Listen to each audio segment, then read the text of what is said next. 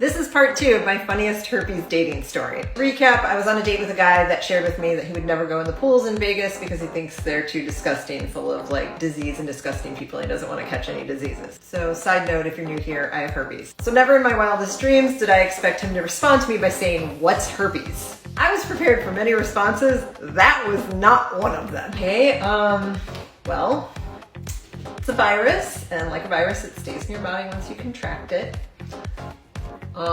Have you ever heard of cold sores? To which he was like, yeah, of course I've heard of cold sores. Everybody's heard of cold sores. He was like kind of cocky and obnoxious, but I kind of like that too. So I was like, okay, we have a base point.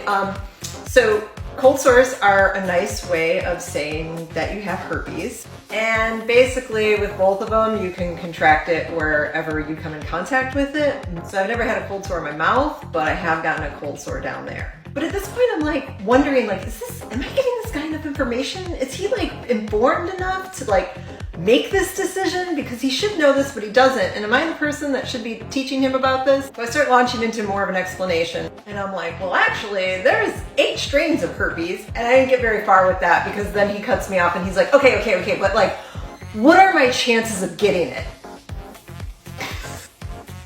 I can't make this up. So I'm like, I don't know, not 0? If we use protection, it's probably the same chances of me getting pregnant. Which he was like, oh, yeah, I always use protection. It's fine.